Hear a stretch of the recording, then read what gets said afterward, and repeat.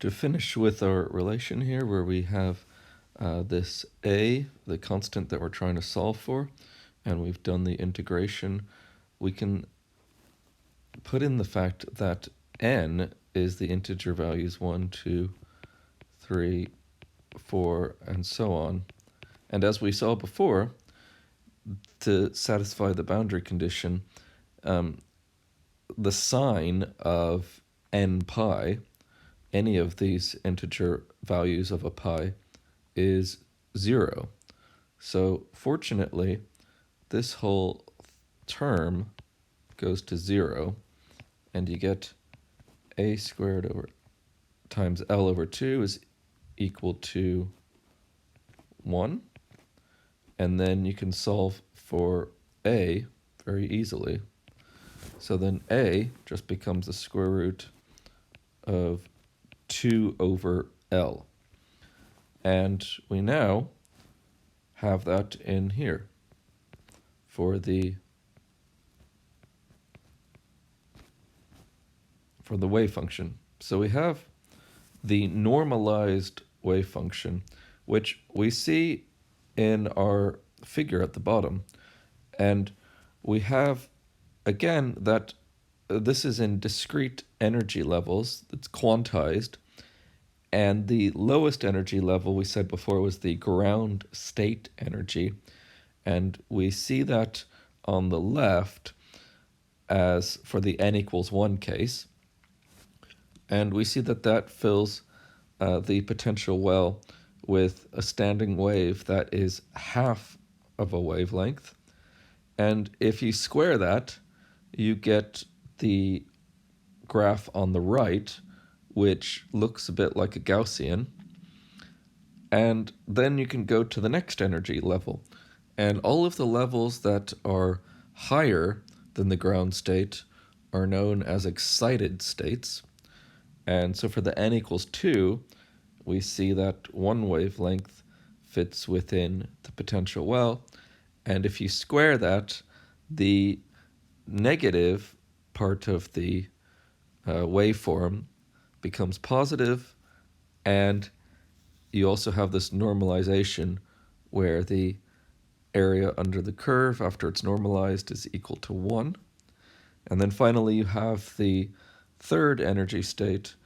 And one thing to notice is that the number of peaks when you're looking at this psi squared is equal to n. So you have 3 peaks for n equals 3, 2 for n equals 2, and 1 for n equals 1.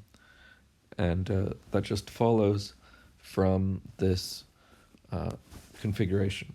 All right, so if we move on, we're going to look at a potential situation that is not so simple, where at the boundaries the potential does not go to infinity.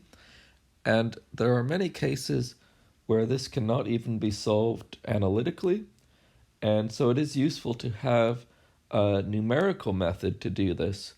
And it avoids the often, even if it is analytically possible, the mathematics become very difficult and are beyond the level of this module. So instead, what we're going to do is use a computer. And what we can do is approximate the differential equation that we have for Schrodinger's equation with a Taylor expansion and something called the Numeroff method, where we have that instead of these differential steps, these are now in small, equally spaced steps. And this is something a computer can solve. So in other words, instead of dx, we have a little step in x, and then we keep stepping forward.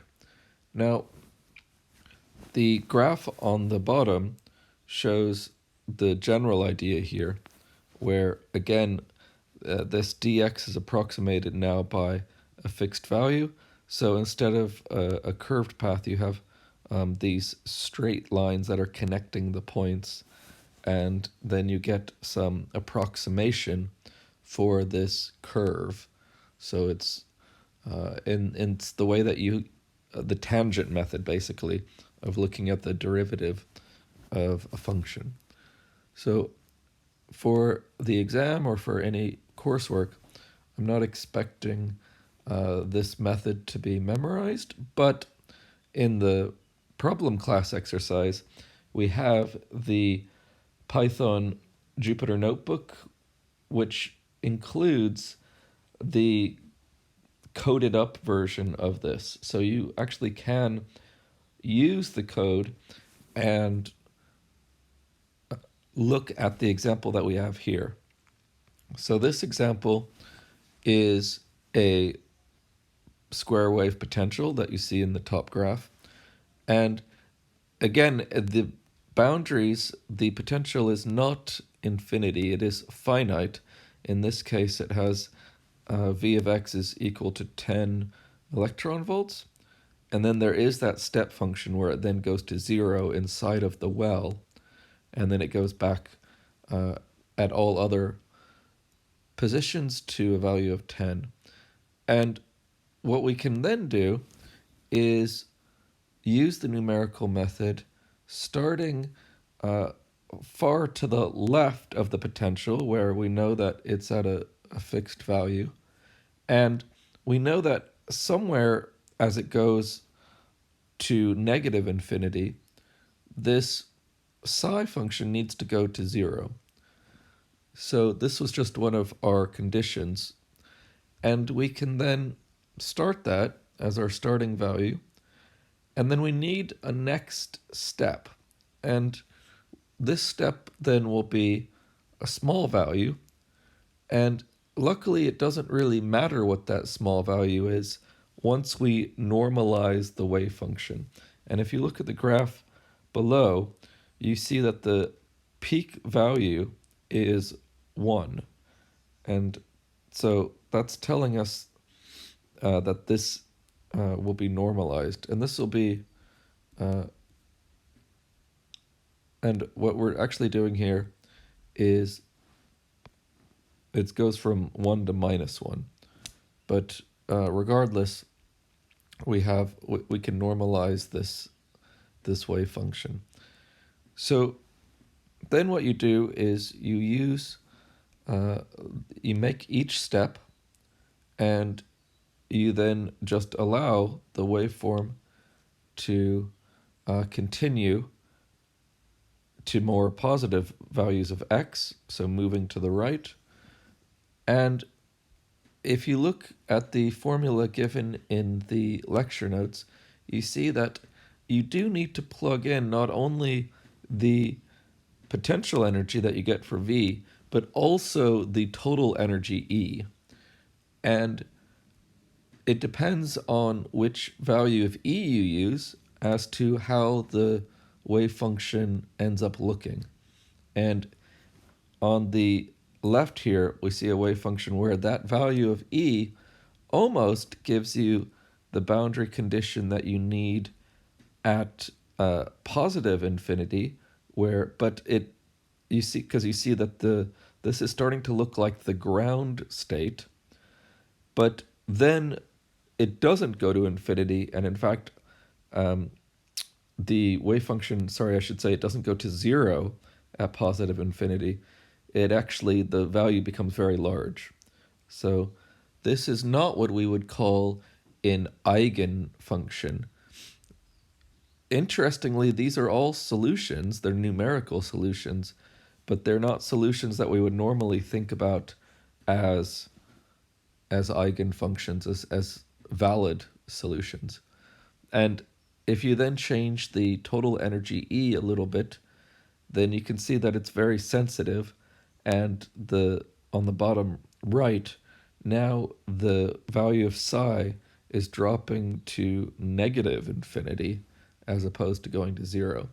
So what you need to do is get your value of E, the total energy, exactly to one of these eigenstates. And if you do that, then you satisfy both boundary conditions, and you see that on the lower left, we're now at large values of x, psi has gone to 0. If you change the energy, if you increase it, you will probably get diverging functions again until you hit the exact right energy for the second energy level, the excited state, where we again have these two peaks. And so this is now for the second energy state shown in the middle.